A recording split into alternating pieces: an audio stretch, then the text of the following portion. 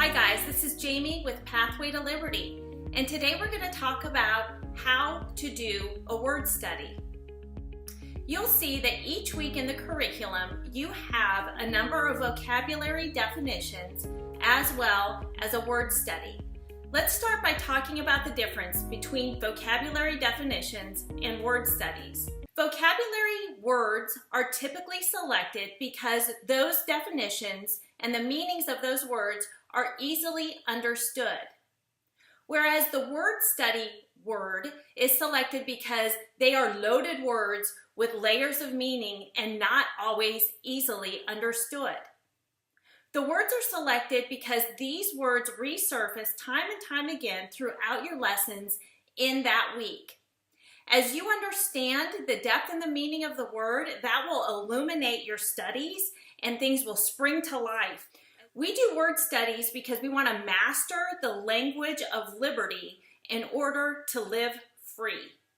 There are many advantages to doing word studies. First and foremost, it helps us master the language of liberty.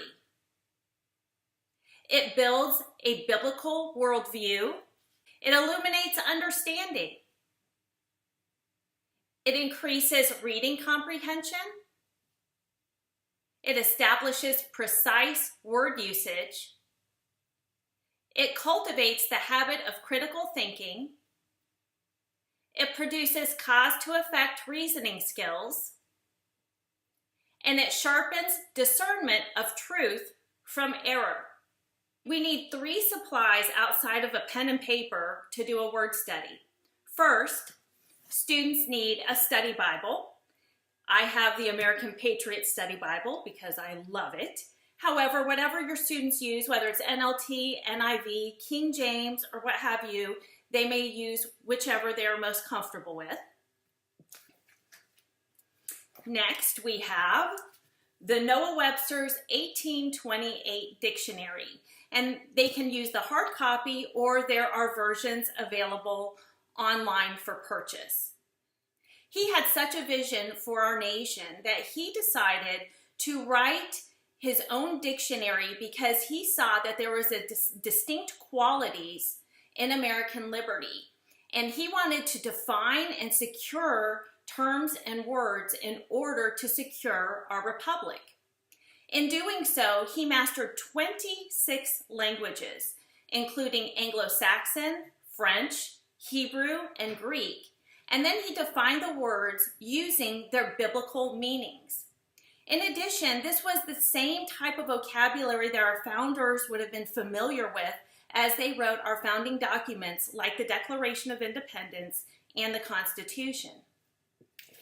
The third thing that students will need is a word study model. The word study model can be found in the teacher's manual, and in the manual, not only do they have the model that can be copied and printed and placed into the student's notebook, but there are also different examples for different levels for, say, the level 2, level 3, and level 4. And the students can also find the word study model on the Pathway to Liberty website where they can download and print that. So let's walk through the 6 basic steps of a word study. First, the students are going to write out the definition from the Noah Webster's 1828. Sometimes there are multiple definitions, so they will want to select one that speaks to them.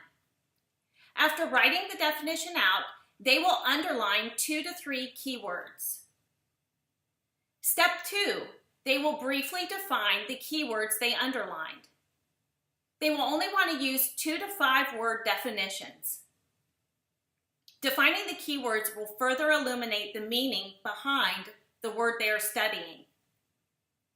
3, they're going to look for relevant scriptures by looking for their word study word in the concordance of their Bible. They will then select 2 or 3 scriptures that they find compelling and record those. 4, they're going to take all of the study that they have just done and they are going to cultivate their own definition of that word. This brings ownership and mastery to their learning.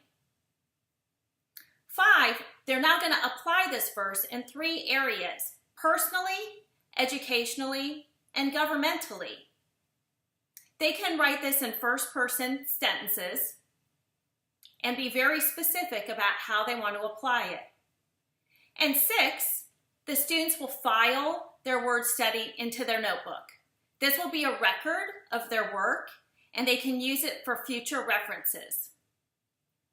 So let's walk through a word study. Today we're going to use the word foundation. I'm going to start by looking up the word foundation in the Noah Webster's 1828. Here I see 5 definitions for the word foundation. But the third definition is the one that really resonates with me, so I'm going to choose that and I'm going to write it out. It says, foundation, the basis or groundwork of anything, that on which anything stands and by which it is supported. A free government has its foundation in the choice and consent of the people to be governed. Christ is the foundation of the church. I'm then going to select 2 to 3 words to further define. I'm going to choose basis and supported because they somewhat reflect the word foundation. Step 2, I'm going to define basis and support in 2 to 5 words. I define basis using the Noah Webster 1828 as the groundwork or first principle. I define support as to keep from failing, uphold. Now step 3, I'm going to look up foundation in the concordance of my Bible.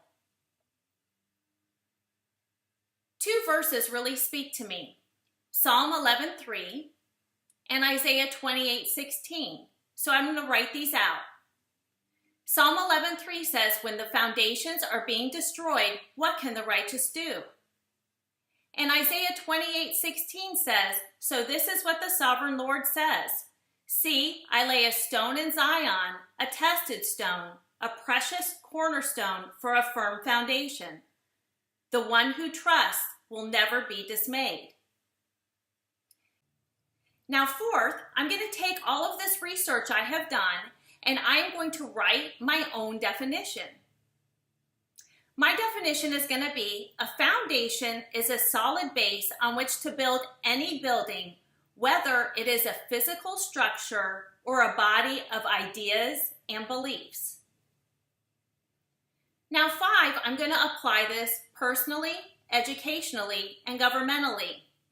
I'd like to apply this personally by saying, God has given me a solid foundation in His Word where Christ is the cornerstone that will stand firm throughout all eternity. I developed this application by looking at the word foundation in the Bible verses. And then I'm going to say, I choose to trust His Word. That is my personal application. Educationally, I'm thinking, how is education and foundations related? So I'm going to choose to say, understanding the foundation of a subject guides my thinking and reasoning. And 3rd, governmentally, I'm choosing to say the foundations of our American Republic are critical to maintaining liberty. These can be very specific and very individualized based on your student's interpretation. One of the exciting things is they may take 20 to 40 minutes to do this study during the week, but that word is theirs for the rest of their life, and it will come back to them time and time again as they're listening to professors or reading books or watching the network news or having a conversation with an individual. So are you excited about doing word studies? I know I love them, and I found them transformational to the way I see the world and how I think and reason. I hope your students have the same experience and enjoy your word studies. And remember, liberty is our heritage.